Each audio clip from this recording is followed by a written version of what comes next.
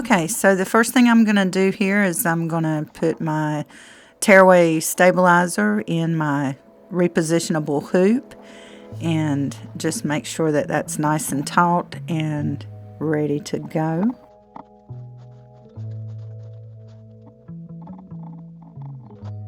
And I'm just doing that first line just so I know where to put the first piece that'll be the front part of my badge holder. And when you do this in the repositionable hoop, you can see the next to the design that you're stitching, it'll show you which prongs or whatever you call those on the side of the hoop that you're supposed to have it on. If you're supposed to have it on the top, the middle, or the bottom too. So yeah, so I'm just going to tape this in place and make sure I burnish it really good with my fingers, and I'm going to do that outline of the window for the plastic film.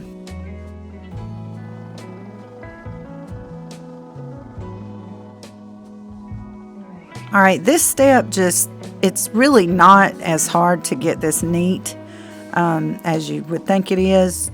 You just have to make sure that you are very careful with your lines. I try to keep the X-Acto knife in there as I'm cutting and just make sure that I trim it up nice and neat. And I'm going to cut that film out, and the sweet spot for the film is 3 by 2.5. If you're using this pattern, you're going to want to cut your film to that size. And all of the materials that I'm using in this video, there will be a link for those in the description box below.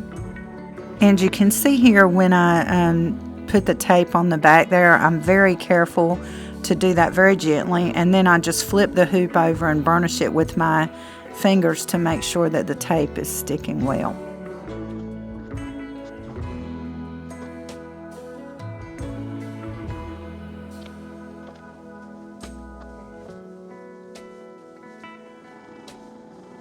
So, and you see I've got my little stiletto tool there, which comes in really handy for this. Obviously you have to be careful that you don't, put it near the needle, but it's better than hitting your fingers. So I'm really appreciative of having that tool. So for the back part, what I'm doing is wrong sides facing together for both pieces of vinyl for the back.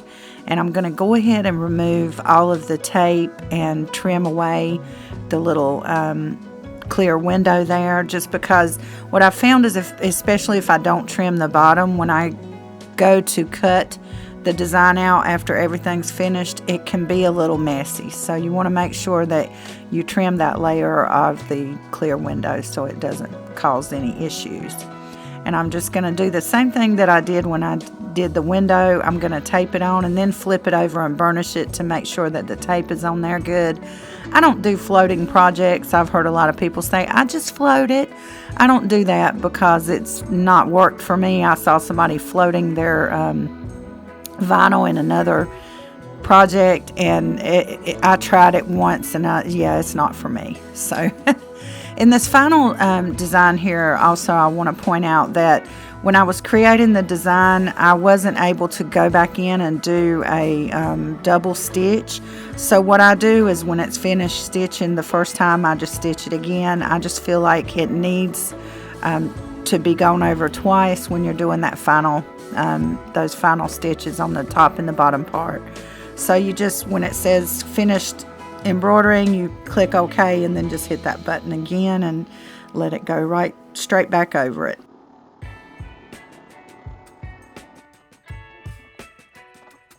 So now you can see all I'm doing here is taking off all the tape, and then I'm going to trim the threads, and I will burn those a little bit with a lighter. Just helps keep everything in place and make sure none of the threads come loose or are frayed.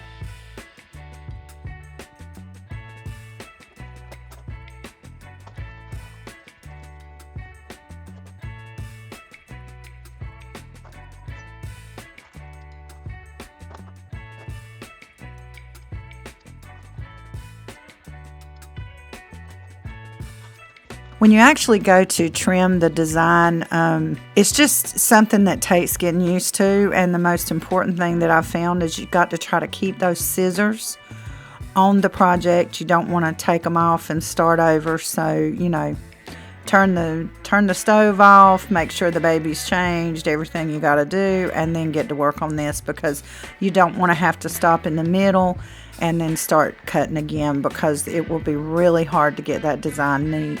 And I've always heard from other crafters that you turn the work, not your scissors. So you just hold on to those scissors and you just take your opposing hand and turn the project around. And I've gotten so used to it, it's gotten pretty easy for me to cut these out pretty neat. So yeah. And now I'm just gonna punch the hole and put the snaps in there, and then I'll put the swivel hook on, and it will be all done. And if you want to check out my other projects or some special projects that I have on my page, the link to my Facebook page will be in the description box below as well. Be sure to follow and like.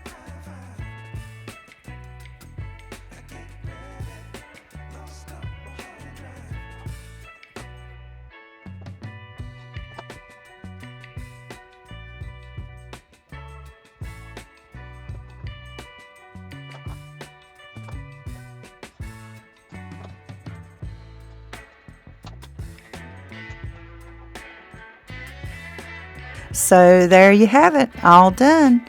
Hope y'all enjoyed this little project. Be sure to check out my other videos. Peace, y'all. Bye-bye.